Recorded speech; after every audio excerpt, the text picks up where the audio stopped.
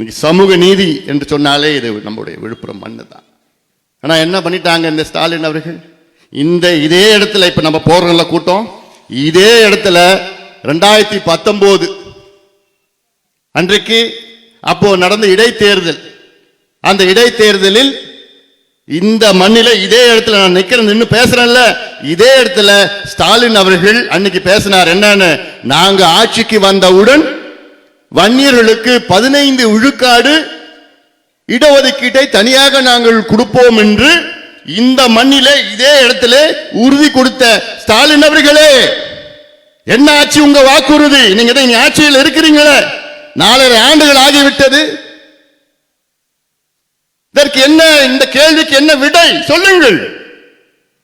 ஒண்ணும் கிடையாது, ஒண்ணும் வரப்போறது கிடையாது.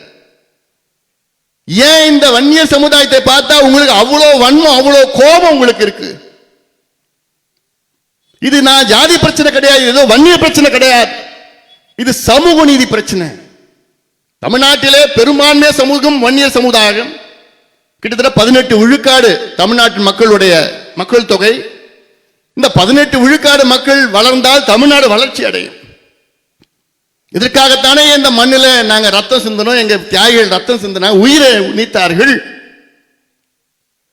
எதுக்கு நீங்க பொய் வாக்குறுதி கொடுக்குறீங்க? நீங்க ஆட்சிக்கு வந்து 4.5 ஆண்டுகள் ஆகிறது.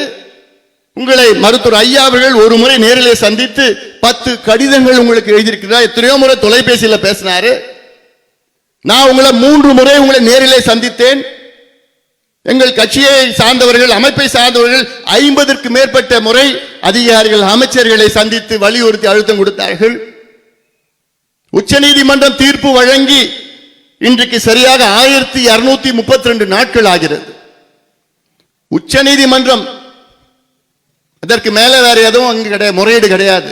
உச்சநீதிமன்ற நீதிபதிகள் என்ன சொன்னாங்க? தமிழ்நாட்டிலே வன்னியர்களுக்கு உள்ஒதுக்கீடு கொடுக்க எந்த தடையும் கிடையாது, கொடுத்துட்டு போங்க, தாராளமா கொடுங்க. ஆனால் தரவுகளை சேகரித்து அந்த இடஒதுக்கீடை நியாயப்படுத்தி கொடுங்கள், அவ்வளவுதான், நியாயப்படுத்தி கொடுங்கள் சொல்றாங்க. அந்த தரவுகள் எங்க இருக்குது? கம்ப்யூட்டர்ல இருக்கு.